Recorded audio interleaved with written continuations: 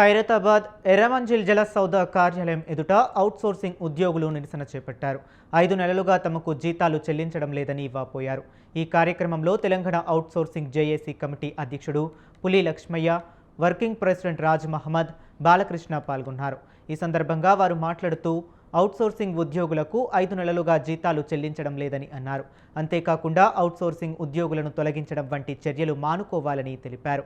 Zomato, Swiggy లాంటి ఉద్యోగుల పట్ల ఉన్న చిత్తశుద్ధి ప్రభుత్వ కార్యాలయాల్లో పనిచేసే అవుట్సోర్సింగ్ పట్ల ప్రభుత్వం చూపించకపోవటం అన్యాయమని అన్నారు.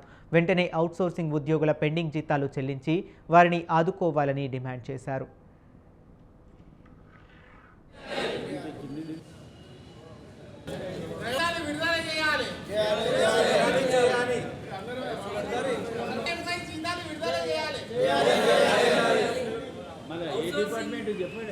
తెలంగాణ రాష్ట్రంలో పనిచేస్తున్న 2 లక్షల మంది పైచిలుకు ఉద్యోగస్తులకు గత 5 నెలలుగా మీరు జీతాలు ఇవ్వటం లేదు. ప్రజాప్రభుత్వం 1వ తారీఖు జీతాలు ఓన్లీ ప్రభుత్వ ఉద్యోగస్తులకు మాత్రమే వస్తున్నాయి తప్పితే మాలాంటి చిన్న నిరుద్యోగులకు, అవుట్సోర్సింగ్ ఉద్యోగస్తులకు ఎటువంటి జీతాలు ఇప్పటివరకు 5 నెలలు జీతాలు పెండింగ్ పెంటున్నాయి.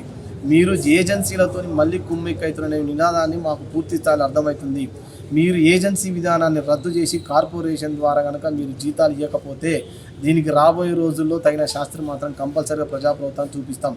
అదేవిధంగా మీరు ప్రైవేట్ సంస్థల్లో పనిచేస్తున్నటువంటి గిగ్ వర్కర్లకు, జొమాటో వాళ్లకు, వీళ్లకు మీరు ఒక కార్పొరేషన్ ఏర్పాటు చేయబోతున్నారు. ముసాయిదా చట్టం తయారు చేసారు. వాళ్ళకు ఒక కార్పొరేషన్ ఏర్పాటు చేసి మినిమం భద్రత, మినిమం జీతం ఇవ్వబోతా ఉన్నారు. మరి ప్రైవేట్ సంస్థల్లో పనిచేసినటువంటి ప్రైవేట్ కంపెనీ ఉంటుంది, వాళ్ళకి సంబంధించిన హక్కులు ఉంటాయి. మరి ప్రభుత్వ సంఘంలో పనిచేస్తున్నటువంటి మా లాంటి అవుట్సోర్సింగ్ ఉద్యోగస్తులకు మీరు ఎక్కడ భద్రత కల్పిస్తున్నారు, ఎక్కడ జీతాలు కల్పిస్తూ ఉన్నారు? ఫస్ట్ మొదటిగా మీరు ప్రక్షాళన చేయాల్సింది ప్రభుత్వంలో పనిచేస్తున్న అవుట్సోర్సింగ్ ఉద్యోగస్తుల కాంచె మొదలు పెట్టండి. మీరు ఏజెన్సీ విధానాలను ఖచ్చితంగా రద్దు చేసి కార్పొరేషన్ ఏర్పాటు చేసి మాకు భద్రత ఇవ్వాలని చెప్పి కోరుతున్నాం. మేము 12-15 ఏళ్ల నుంచి ఇక్కడ అవుట్సోర్సింగ్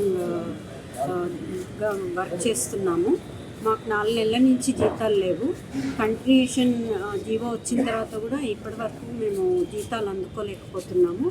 మా సమస్యలకి సానుకూలంగా స్పందించాల్సిందిగా మేము రిక్వెస్ట్ చేసుకుంటున్నాము. మేము ఇక్కడ